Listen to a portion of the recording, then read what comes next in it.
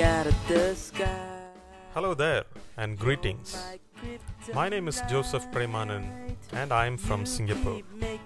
In Assignment 4, I will be demonstrating the use of a specific compression plugin in a piece of music I have created, and also explain terms like threshold, ratio, attack, release and their uses. Let us hear the tracks without applying the compressor effect. I've tried playing it cool, but when I'm looking at you, I can't. You can observe a few issues in the audio. The levels are not very good, and the audio gets into red more often than not. To rectify the issues and sweeten the audio, I will apply a dynamic effect, specifically a compressor. I will be using a compressor from the Focusrite Scarlett plugin suite. Let us quickly recap what a compressor is.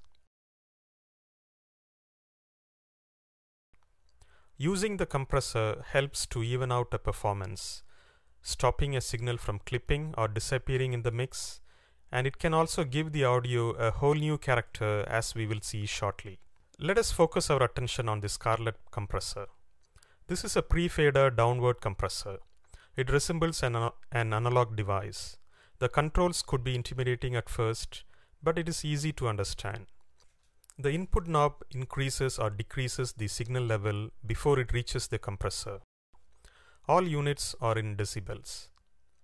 The output knob defines how much of the level of the compressed signal is increased after compression. This means a heavily compressed signal can be turned up loud to give it much more presence without fear of any overload or clipping occurring. The input-output meter shows the level of input or output audio depending on where this switch here is set. The gain reduction meter indicates when compression is occurring by showing the gain reduction that the signal is undergoing. The compressor dynamic effect is achieved by these four dials here: the threshold, ratio, attack and release. The threshold knob sets the level at which compression begins.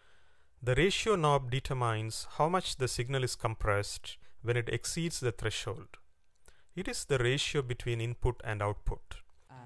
To start with, I have set the dials to 0. No compression takes place.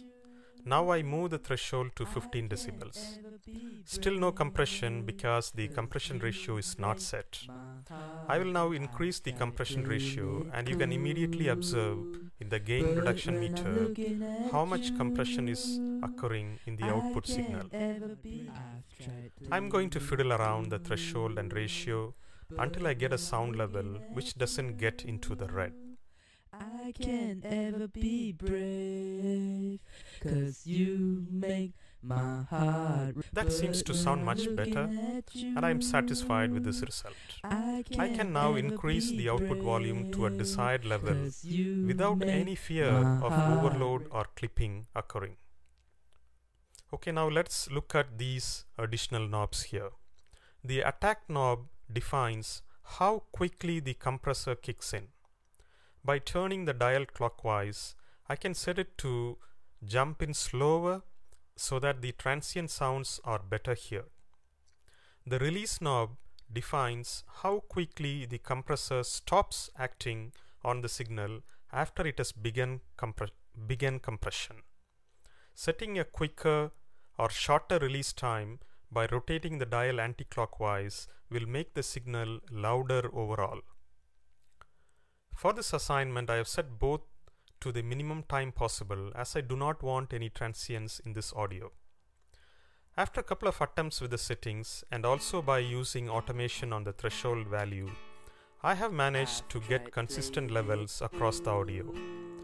Let us hear the music once again, this time with the accompaniments. I can't ever be brave, 'cause you make my heart race. Shot me out of the sky. You're my kryptonite. To sum up, in this assignment, we used a compressor dynamic effect to reduce the variation between the loud and quiet passages to even out the performance. We also learned the terms associated with the compressor plugin, including threshold, ratio, attack and release. Thank you for taking the time to watch this video, and feel free to provide any feedback. And can't breathe.